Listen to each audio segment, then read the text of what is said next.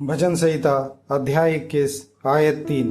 क्योंकि तू उत्तम आशीषें देता हुआ उससे मिलता है और तू उसके सिर पर कुंदन का मुकुट पहनाता है। आमीन। हम धन्यवाद देते हैं पिता परमेश्वर के इस वचन के लिए। परमेश्वर ने जब हम आगे देखते हैं नए नियम में इब्रानियों अध्याय 2 में, इब्रानियों अध्याय 2 आयत 10, क्योंकि जिसके लिए सब कुछ है और जिसके द्वारा सब कुछ है उसे यही अच्छा लगा कि जब वह बहुत से पुत्रों को महिमा में पहुंचाए तो उनके उद्धार के कर्ता को दुख उठाने के द्वारा सिद्ध करे।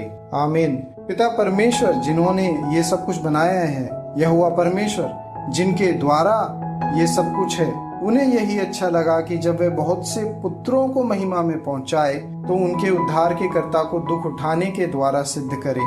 यहोवा परमेश्वर को पहले ही उन्होंने योजना बनाई कि वो कैसे हम सबको अंधकार से, मृत्यु के डर से छुड़ा लें। यहाँ पर लिखा है प्रभु यीशु मसीह को उन्होंने दुख उठाने के लिए ही भेजा था, जिसके द्वारा वे हम सब का उद्धार कर लें। क्योंकि पवित्र करने वाला और जो पवित्र किए जाते हैं सब ही एक ही मूल से हैं, इसी कारण वह उन्हें भाई कहने से नहीं लज्जाता।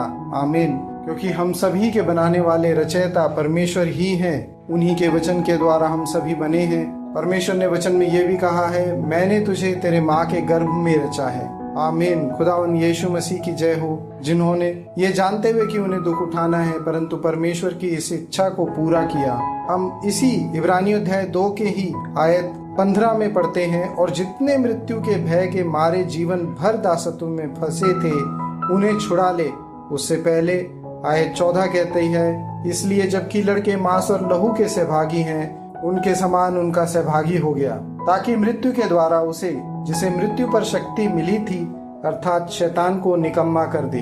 आमीन। और अब 15 आयत जब हम देखते हैं दोबारा, और जितने मृत्यु के भय के मारे जीवन भर दासत्व में फंसे थे उन्हें छुड़ा ले। हम जब बाइबल को देखते हैं तो पहले कई लोग जो जब बाइबल को शुरू में पढ़ना शुरू करते हैं तो वो सोचते हैं कि हम भी इजराइलियों के वंश के हैं, परंतु अगर कोई सच्चे से अच्छे से बाइबल को जब पढ़ता है तो वो देख पाता है कि हम तो अन्य जाति थे, है ना। आगे चल करके नए नियम में आप क्या पढ़ते हैं, खतना रहित और खतना वाले।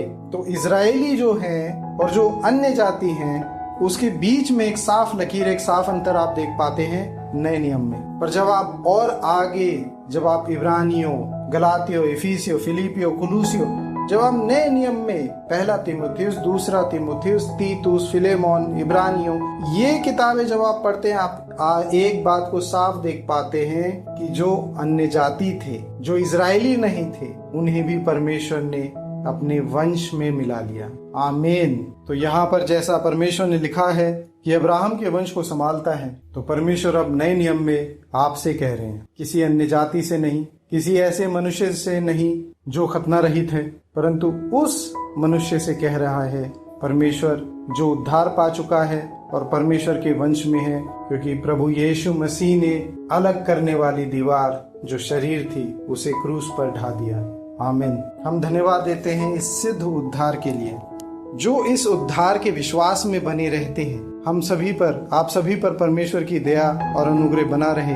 आप उनके उद्धार, उनके आशीषों में बढ़ते चले जाएं, और जब आपके द्वारा आप और भी बहुत से कार्यों को होते हुए देखते हैं परमेश्वर के, आप साफ साफ देख पाते हैं कि आपके लिए परमेश्वर ने मुकुट रख रखा है। परमेश्वर ने आपका उद्धार, सिर्फ उद्धार नहीं है परंतु परमेश्वर का वचन यशाया 61 में साफ कहता है कि आप पर अभिषेक किया गया है। ये उद्धार का अभिषेक किया गया है आपके ऊपर, जिससे कि आपके द्वारा कई ऐसे लोग जो बिना आशा के हैं, आशा रहित हैं, जो अंधियारे में हैं, वो उजियाले में आए। जिनके पास कोई आशा नहीं वो आशा पा सके, जिनके पास विश्वास नहीं वो विश्वास पा सके, और वो भी परमेश्वर के वंश में शामिल हो पाए, आशीषों से भर जाए। खुदावन यीशु मसीह के नाम में आमीन। जय मसीह की।